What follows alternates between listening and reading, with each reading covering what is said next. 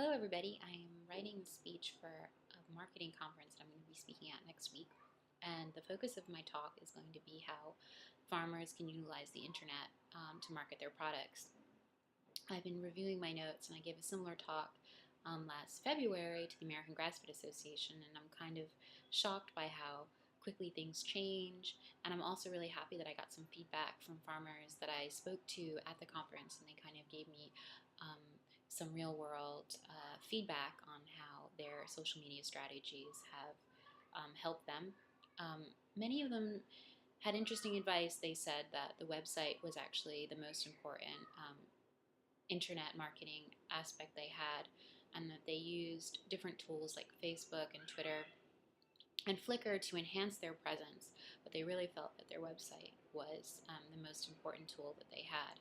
And putting effort into a website, thinking about the copy you have, how it shows off your farm is very important. So, investing maybe in a designer, or at the very least, really trying to have good looking photos and copy that you've written yourself that really showcases the history of your farm, the history of your family, the reason why you're farming, your philosophy, things like that.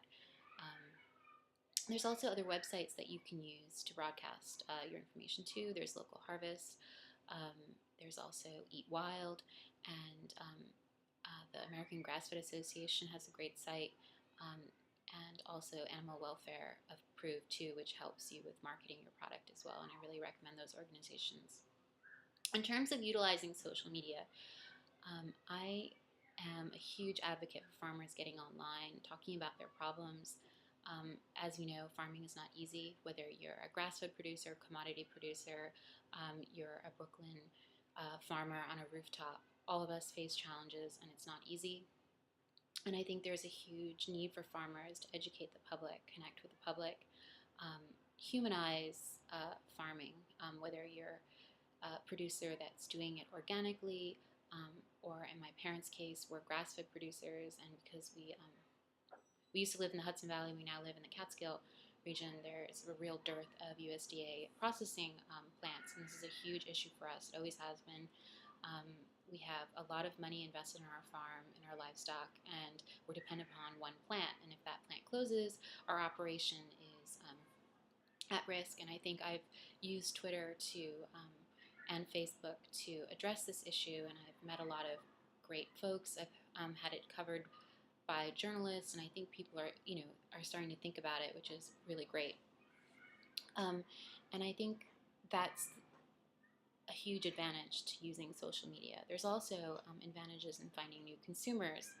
A lot of the farmers that I've spoken to, they feel that Facebook is the most powerful tool to strengthen relationships with consumers they already have. And Facebook can kind of work as a newsletter or an email. If you have an email list and you send out emails to your consumers, Facebook can have that same impact.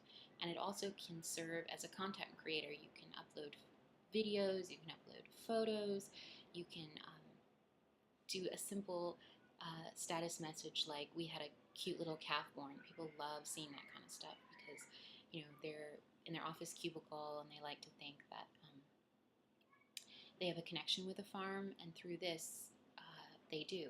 What's cool too is that those of us that are stuck on the farm are kind of lonely, so it's kind of it goes both ways. It's a kind of a neat interaction.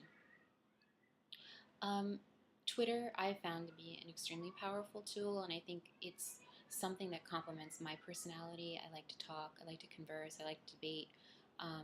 I can be a little feisty, so I think that that's why Twitter works really well for me, and I really recommend Twitter to farmers, especially if you have a smartphone. You're on the go a lot. You can just take simple photos and interact with your followers that way. Um, There, of course, is YouTube. I'm doing a video here. I'm just using my MacBook. I'm talking into it, and I'm going to upload it. It's not going to be very hard to do. You can also take your digital camera. Most have a video function, and just take a photo. For instance, if you have a new calf or a new lamb, you can just go out and talk about it. It doesn't need to be fancy. Make sure that you create tags so that people can find your videos on YouTube. YouTube is the second most popular search engine in the world. A lot of people don't know that.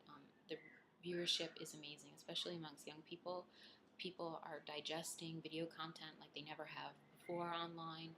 Um, it's a very interesting community, and I think farmers would really benefit from adding to the discussion. Again, it can be an educational tool as well.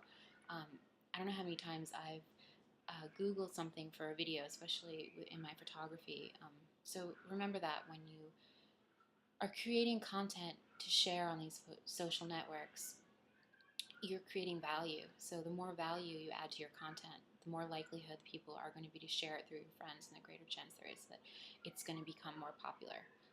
So that would be my advice. Create value added value. You have a value added product, so create value added content, like blog posts or videos or pictures. And then also remember that social media um, is about relationships, and it's a give and take, and it's a community. So you have to invest in order to get the investment back. And that's why I recommend that farmers focus on only a few platforms, because there's no way that you can join all of them and get um, as much out of it as if you would if you were to focus on a few. So for instance, if you're going to do Flickr and Facebook, do that, or do a blog and do Flickr, or do Twitter and a blog. Focusing on 4 at the same time might be too time consuming. However, if you're a direct market farmer, you know that 40 to 30% of your time is going to be spent marketing, distributing the product, getting it out there. So if you do have a marketing rep, I do recommend that you utilize that and have them use social media.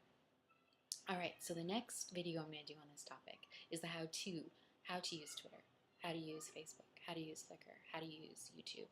But this is basically trying to get you to realize that you should be utilizing the tools, and that connecting to the food movement online is not only important, it can bring you new consumers and help you connect with media types like bloggers and journalists who will help you broadcast your story.